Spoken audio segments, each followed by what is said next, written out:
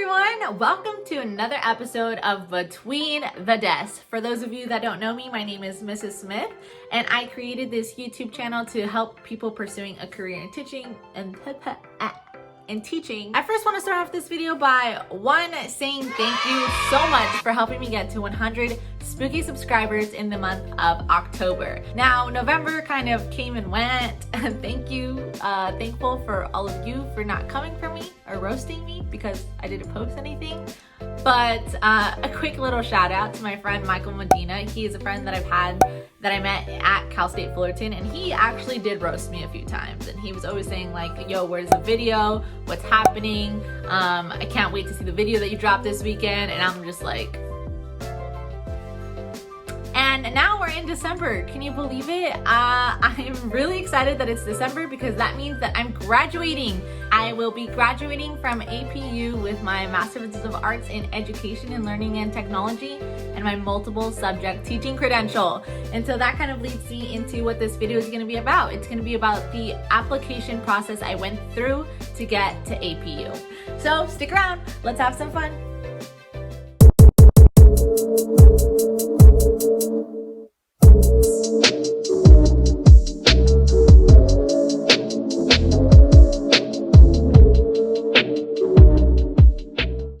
So the first thing that you're going to need to apply to APU's program, or I believe maybe every program, is your bachelor's degree. I received mine from CSU Fullerton, and this also actually covered a requirement considered like the US Constitution. This was a course for me, but it could be a course or an exam. Luckily, I went to a CSU. So if you went to any CSU, then you automatically covered this requirement. Yay! All right, so the second thing you're gonna need is to send your transcripts to the school that you're applying for. Now, I sent all my transcripts to APU using the National Student Clearinghouse, okay? Now, I don't know if every school uses this platform, but I thought it was super cool because I chose the PDF format. It made it easier for me. I didn't have to worry about it getting lost in the mail.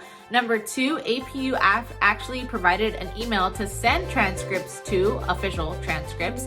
And what I love the most is that National Student Clearinghouse actually sent me an email letting me know once my transcripts were open from APU. So I thought that was really, really cool. The cost for all this was about $15–20, so not too expensive, and I just really like the convenience of sending it through a PDF format. Third thing you're gonna wanna do is have your resume or experience form. Now, I received a tip when I was a freshman in college, and it has saved me multiple times because it was genius, okay? It was genius.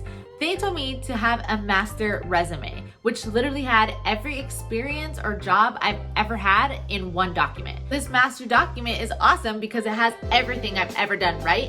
And when I'm applying somewhere, I can see what they're about and get the most relevant information and drop it into a new resume, which would be that resume that I'd be sending out. And I thought this was genius because you could really tailor it to how you want to portray yourself. And the second thing is you never forget all the experiences or opportunities that you've had that could showcase what a wonderful applicant you are. Fourth thing you're gonna need is your personal statement. Really express your story.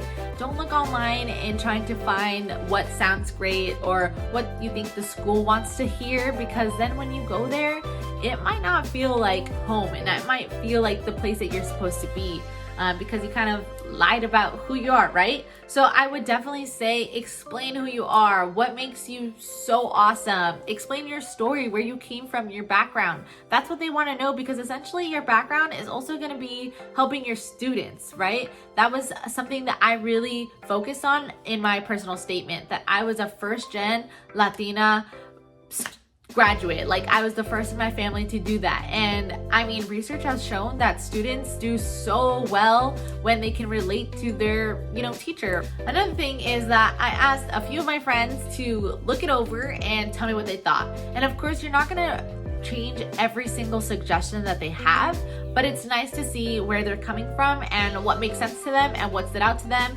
and how you can make it better. The fifth thing you're going to need is a certificate of clearance or emergency permit. Now, this was super simple, actually. I thought it'd be a lot harder, but it's an application process along with a fingerprint. So you will have to go to a location that offers live scan fingerprinting. Of course, you can go to any location as long as you take the paperwork that's required and given on the CTC website.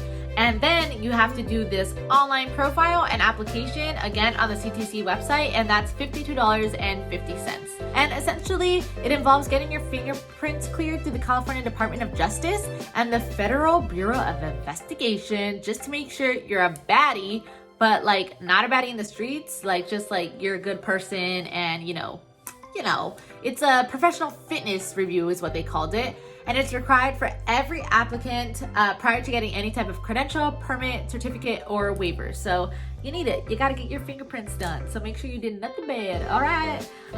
Because that is something that I needed to also substitute. So if you're looking to be a substitute, you're also going to have that certificate of clearance in order to do so. All right, number 6 is going to be the application fee. This is just, I guess. I really don't know what the money is used for. Now, this application fee specifically for APU was only $45. Some are more expensive, but I luckily went to an overview of the program and they gave me a code to waive that fee. So if you can, go to an overview or some sort of like orientation for the program, because they offer waiving your, especially if you're applying to a lot of schools. Again, this could add up, 45 here, 45 there, 50 here, 70 there, depending on how much they are. So waiving these fees is so awesome for students. So take advantage of that. Number 7 was recommendations. I needed 3 recommendations to provide information of the type of person I was. A few things that you want to let the people that are writing your recommendations know. Deadlines, so important. You don't want them to forget about these deadlines, so give them a reminder about a week before or 2 weeks before they're due. And also don't ask them when they're due like in a week. Give them about a month and a half, because one, they have to say yes, and if they don't say yes, then you have to go find someone else. So definitely make sure you're aware of the deadlines and you let them know as well. You want to let them know a little bit about the program, so that way they can talk about your strengths and how you'd be a good fit for the school. Number 3, you kind of want to send them your resume so they could see what you've done so far that could help you in achieving, graduation at the end of it all. And for your personal statement. For 8, you're gonna need your CBEST results. This will have to be passed. Now, I do have a video on the CBEST and what it's all about, so make sure that you check that out. And of course, the CTC gives you an option to send your results to the school that you're applying for. Now, I had taken the CBEST way prior to applying to APU.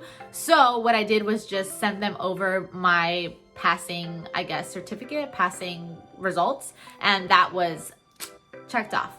Good to go. Number 9, you needed your CSET registration. So this is a little tricky. There are some schools that needed all my CSET results, and APU only needed my registration. So you actually just needed proof that you had registered for the CSETs that you needed. Now, you did have to pass all your CSETs before clinical practice, which is a fancy word for student teaching, which isn't done till the end of your program. So even if you just registered and you hadn't taken them, that was okay for APU.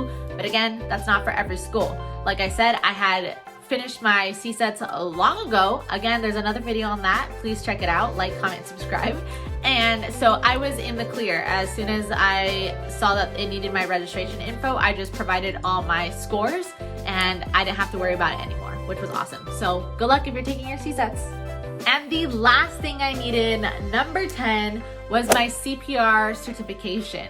I actually took a course through Red Cross. It was a course, I believe it was like $90, that needs to be valid for the entire time you're in the program, because you are doing clinical practice. Unfortunately, we had something called coronavirus and the pandemic kind of didn't allow me to be in class, but because you are student teaching and we were expected to be in the class, we needed to have the CPR certification. So that was another requirement that was needed to apply to APU. So pretty much that sums up the overall application process that I went to in order to get accepted into Azusa Pacific University. I hope this video gave you a little bit of insight on how your application might go if you're applying to APU or any other school. As always, this has been such a joy for me, so I hope that you enjoyed this video on my application process and it helps you. If you're interested in applying to APU, let me know. We're fellow Cougars, or we can be. I've had a few friends or people DM me, and now we kind of just talk about professors and who to take and what classes we've enjoyed. So just let me know if you are interested in Azusa Pacific. I'd be more than happy to answer any questions that you have. I'm so excited because if you've watched this video, that means that you're probably interested in pursuing this career. So whether you're getting your master's in Credential, just your master's or just your Credential, I'm so excited for you, and hopefully this video helped you out even just a little bit. So again, thank you so much for watching. Don't forget to like, comment, and subscribe, and I'll see you all next time. So bye for now.